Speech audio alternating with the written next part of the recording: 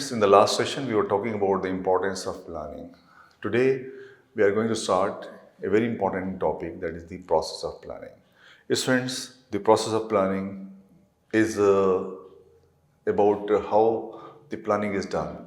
So here we talk about some steps which are taken to plan the activities of the organization. Students, planning itself is a process.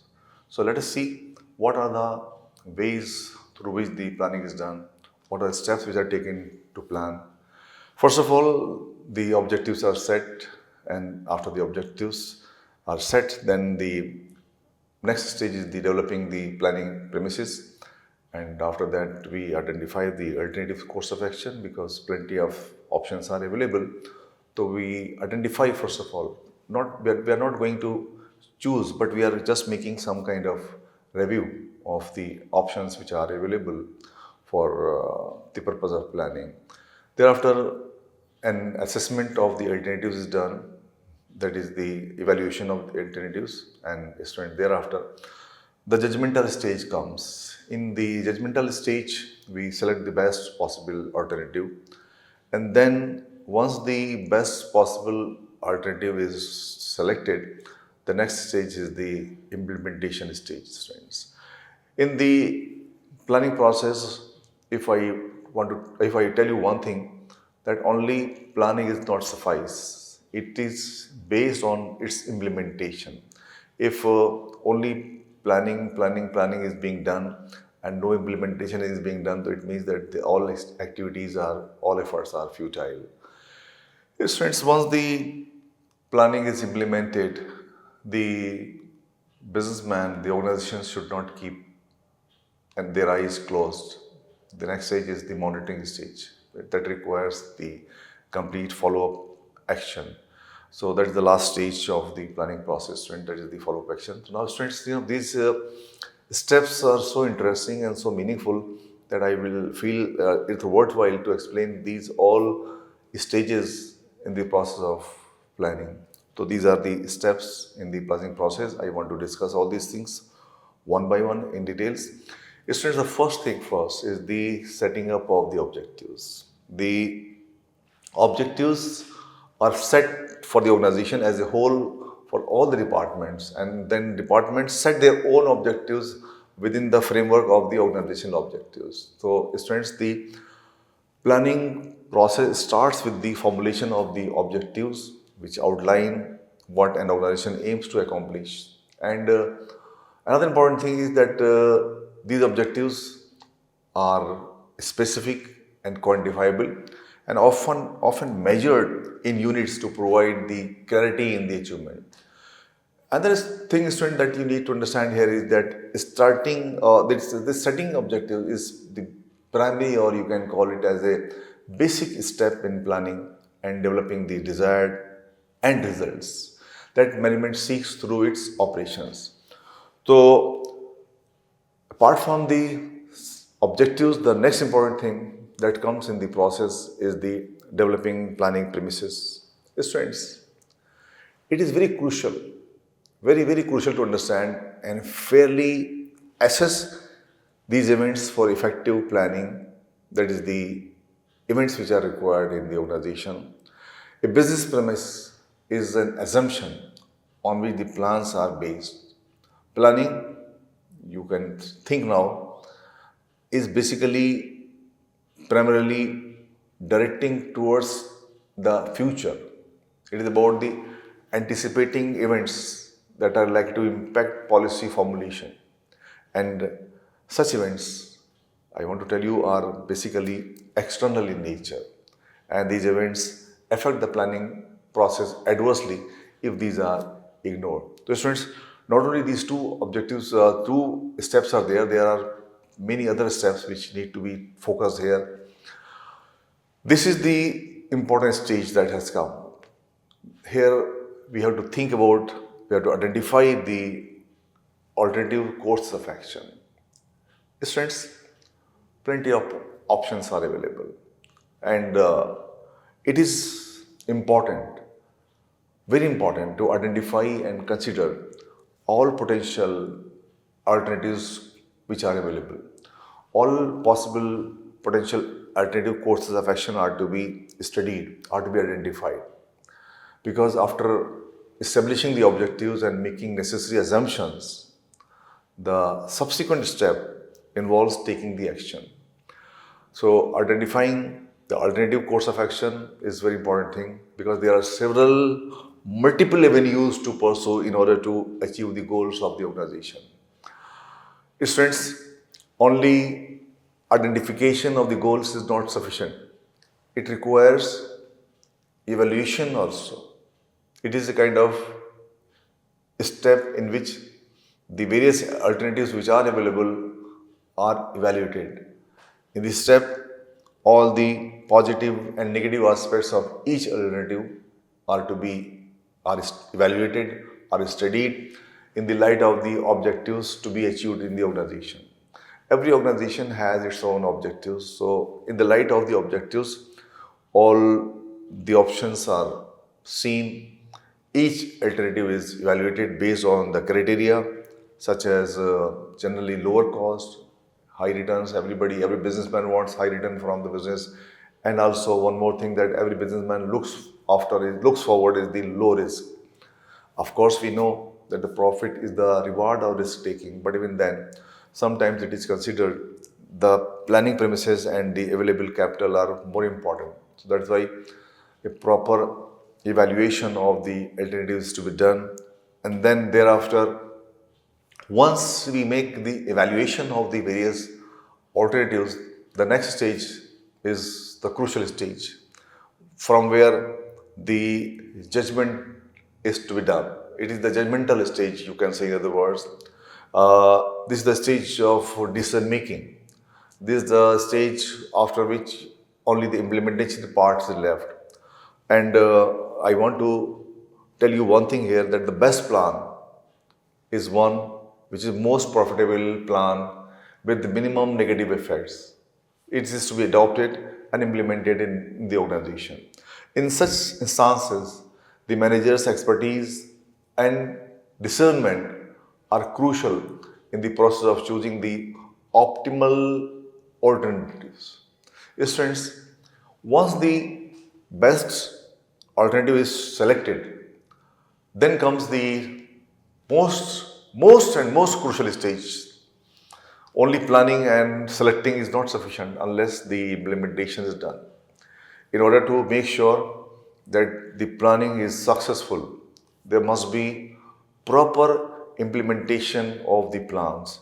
Students, after the formulation of the plans, the next phase involves their execution. Bringing other managerial functions into play is the aim of this stage, and this stage is called as the implementation. Managers in this step communicate the plans clearly to the employees, facilitating the transformation of plans into action. Resource allocation, labor organizations, and procurement of machinery are the key elements during this stage, friends. And this is the stage which may be called as the final stage, after which only one thing is left, that is called the monitoring. And friends, it is not only that only you plan and implement, but what next? What next is very important. Very important thing is the monitoring. I can tell you one thing here, that the vigilant monitoring of plans is crucial to confirm their adherence to the predetermined schedules. In every organization, planning provides future course of action. And students, future is unforeseen, future is uncertain. Continuously overseeing the plans and taking feedback at regular intervals constitute follow-up activities. Here, what is to be done? Routine assessment, comparisons of outcome against established standards, which are considered to verify the attainment of the objective strengths. Students, what you have seen in this discussion, that the planning is a process which contains a number of steps. Planning process differs from organization to organization and from objective to objective. With some minor modifications, Process is applied for all types of plans in the organization. Managers should, first of all, collect all the information related to a given activity for which planning is to be made. They should analyze past experience, current trends, and future scope. It will help to bring the issues and problems related to the activity to the light of the light of organization. The exact planning starts when the managers identify the opportunity and carry out this SWOT analysis. Students, if the organization gets positive result, it would pass on to the next stage, else the opportunity will be dropped. So thereafter, all things come up where the organizations start thinking about the different kinds of activities. As we have already seen, that after this comes the remaining stages, remaining steps which are to be taken up in organization, consisting of the objective setting, and also they represent the assumptions that are to be considered important, that is about the planning premises. It denotes the circumstances under which the planning will be undertaken in organization. Students, planning process requires imagination, foresightedness, ingenuity. For example, to improve productivity, and organizations can focus on increasing wages or incentives or technology investment, etc. Students, this you have seen is done after making the analysis of the various aspects and the results of the alternatives. It involves a kind of micro-analysis of all the alternatives. And the best, as we mentioned earlier, after the micro-analysis, the best methodology is preferred for the accomplishment of the goals of the organization. And here, students, the organizations have to think about secondary or sub-plans to accomplish. Here, for example, if an organization prefers to provide transport facility instead of outsourcing, then it will have to think about the financial burden, etc. Students, communicating plans to all employees and providing instructions and deploying facilities like raw material, manpower, machinery, etc. is about implementation of the plans that I told you. Linking implementation with reward system and ensuring execution is very important part in the planning process. And friends, finally, as we have already discussed, the process is about the monitoring the consequences of implementation so that necessary corrective actions can be taken up to fine-tune the plan. So friends, this was a comprehensive idea about the different steps in the planning process. After discussing the planning process, friends, now the next part of this discussion is about the criticism of planning. Yes, friends, though we have been discussing in the last few sessions that planning is a very comprehensive, very pervasive activity, but even then, there are some people who speak against the planning process and they say that there are some issues which are to be dealt with care if good results of the planning are to be achieved. So let us see some common critics of the planning, which includes, first of all, rigidity. Yes, friends, it is one of the criticism that extensive planning can lead to rigidity. What is required in organization is the flexibility.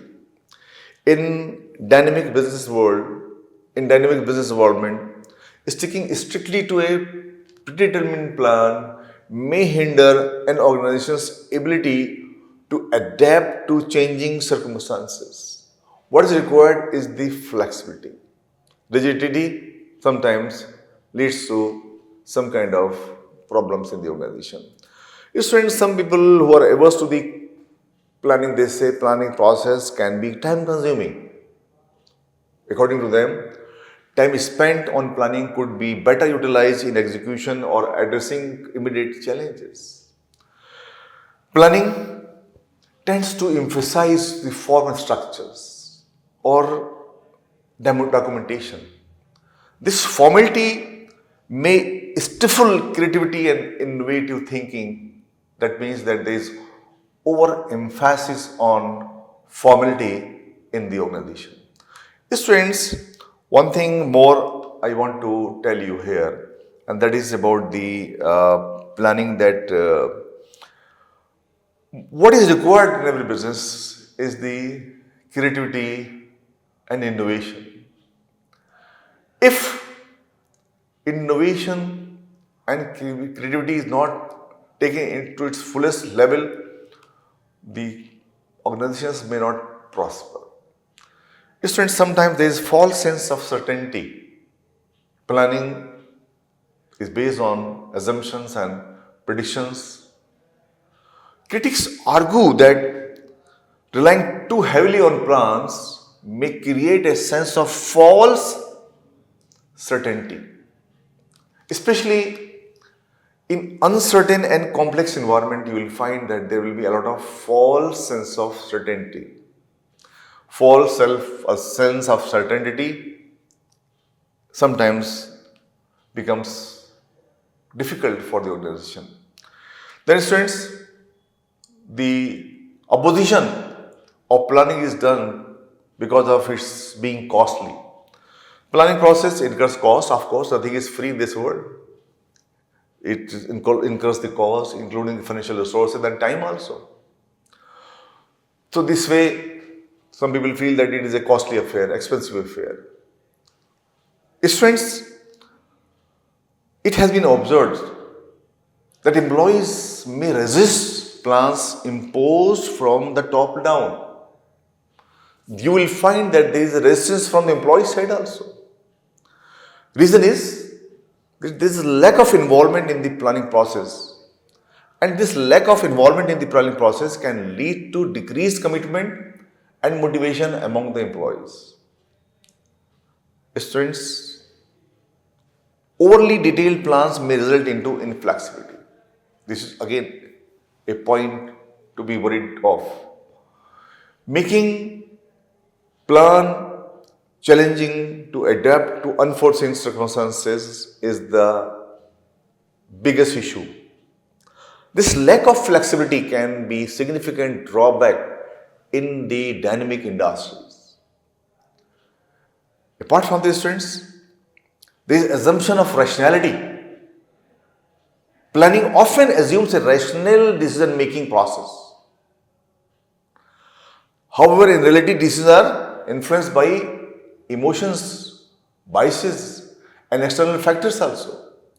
These emotions, biases, and external factors may not align with the rational model of the organization.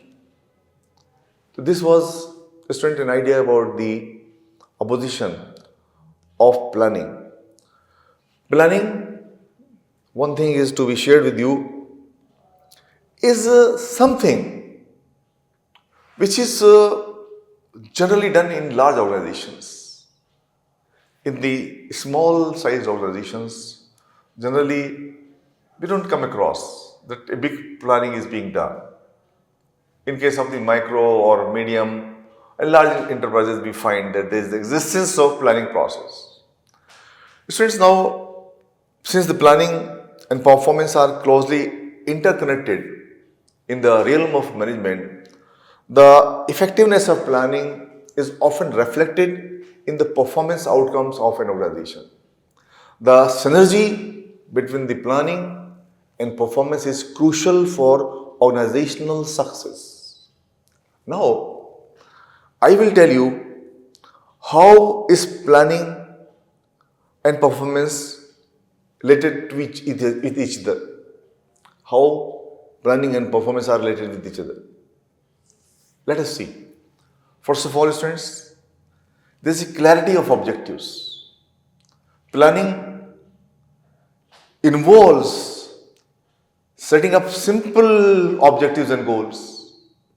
When objectives are well defined, they provide a clear direction for actions, contributing to focus and efficient performance. This can contribute to the focus and efficient performance of the organization. If you look at the other part item related to the planning and performance, students, you will find that there is an efficient resource utilization. Proper planning ensures the efficient utilization of the resources. It minimizes the wastages. In organizations, there are different kinds of wastages which are to be minimized, controlled. The efficiency positively impacts performance by maximizing output with available resources. And students, goal setting and motivation is also a very important thing to take into consideration at this point. You know, clear goals set during the planning phase serve as motivators for individuals and the teams. Motivated employees are likely to perform better, leading to improved overall performance than the employees who are not motivated. The planning is very closely linked with the performance of the organization, performance of the employees. Students, a very important thing is the risk mitigation. What is this mitigation? Let us try to understand. You know, planning involves identifying potential risks and developing strategies to mitigate them. Effective risk management contributes to stable performance by minimizing the disruptions in organization. Through planning, we find that there is establishment of a structured decision-making process. When decisions are well thought out and are aligned with strategic plans, they positively influence performance outcomes. That is, the structured decision-making is done through the planning process. Students, since you have gone through a number of aspects related to the planning, you should understand one more thing here. That is the adaptability to change. The planning allows organizations to anticipate and adapt to changes in the internal as well as the external environment. The adaptability enhances the organization's resilience and performance under varying conditions. Students, after discussing the criticism of planning and also relationship between the planning and performance, now we are coming to, in the next session we will discuss the types of planning.